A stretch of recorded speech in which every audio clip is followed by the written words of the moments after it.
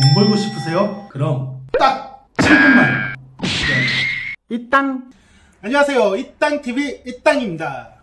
오늘은 토지매매 입문자 또는 초보자가 사면 안되는 절대 주의해야 할 땅에 대해서 이야기해 볼 예정입니다.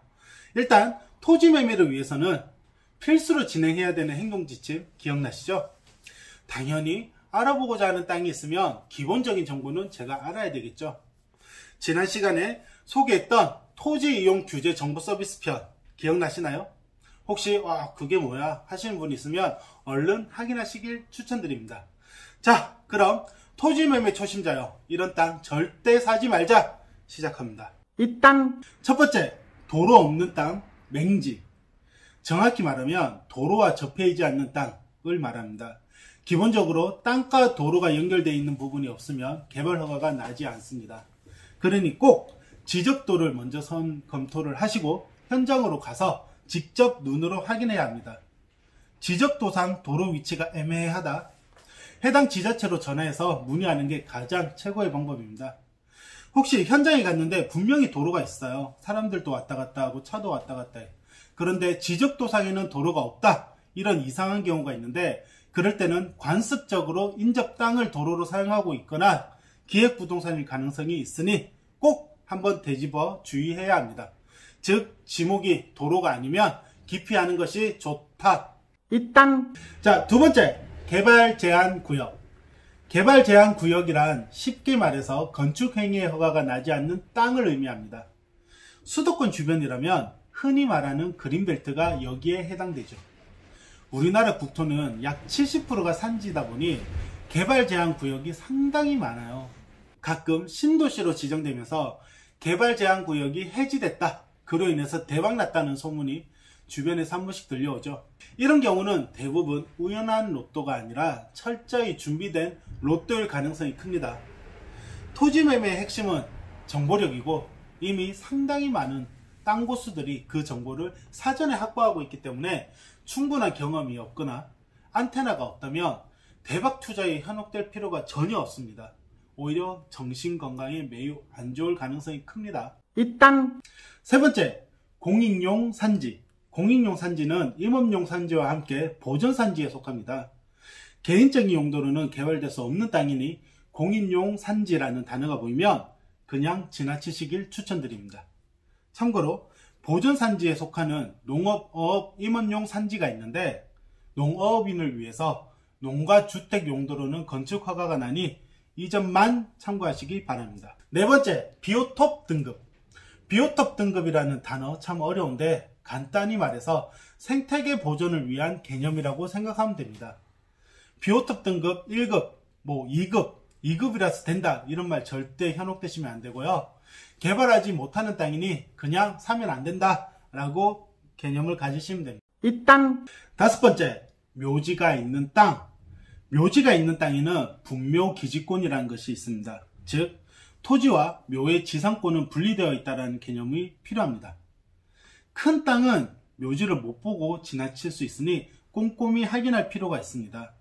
특히 오래되고 관리가 안 된 묘지는 묘자리가 파여 있고 수풀이 우거져 있어 지나칠 수 있는 우려가 굉장히 큰데요. 그렇기 때문에 땅고수들이 얘기하는 팁은 산에 있는 땅을 볼 때는 주로 수풀이 우거진 여름보다는 한겨울, 풀이 없는 한겨울에 보는 것을 권유합니다. 분묘기지권에 대한 거는 제가 다음 편에 좀 구체적으로 소개해 드리도록 하겠습니다. 이 땅. 여섯 번째, 철탑 또는 송전탑이 있는 땅. 내가 소유하고 있는 잘 오르지 않는 땅에 송전탑이 설치된다면 월 비용으로 보상을 받을 수 있기 때문에 큰 장점이 될 수도 있습니다. 하지만 이 외에는 장점이 전혀 찾아볼 수 없는 땅이죠. 즉 송전탑이 있거나 또는 근처에 있다면 내가 살 땅에 대한 부분은 사지 않는 게 좋을 듯 합니다. 전접합뿐만 아니라 개발 허가도 절대 나오지 않습니다. 그러니 철탑, 송전탑이 있는 땅 혹은 가까이 있는 땅까지 가능하면 매매 추천하지 않습니다. 이 땅. 일곱 번째, 혐오시설이 있는 땅. 대표적으로 혐오시설이라고 하면 축사, 쓰레기 매립장, 쓰레기 소각장, 공동묘지 등이 있겠죠. 혐오시설이 있는 땅은 최대 1km까지, 반경 1km까지 직접적으로 냄새가 나거나 오염이 되고 벌레가 많아 생활하는데 큰 지장을 주기 때문에 매매할 땅으로는 추천하지 않습니다. 즉, 토지 매매 시 해당 땅만 보지 말고 위성 사진을 확인해서 반경 3km 이내의 주변에 뭐가 있는지를 확인하고 애매한 경우에는 해당 지자체에 전화해서 문의한 후에 뭐가 있는지 꼭 확인하시길 적극 추천드립니다. 이 땅! 8번째, 경사가 25도 이상인 땅. 경사가 25도 이상 있는 땅은 건축 허가가 나기가 쉽지 않습니다. 물론 많은 비용을 들여서 평탄화 작업을 통해 건축 허가를 받을 수도 있는데 확실한 그 땅에 대한 수익 분석이 되지 않는 이상은 진행하지 않는 게 좋습니다. 배보다 배꼽이 더 커지겠죠. 이 땅! 9번째, 나무가 많은 땅.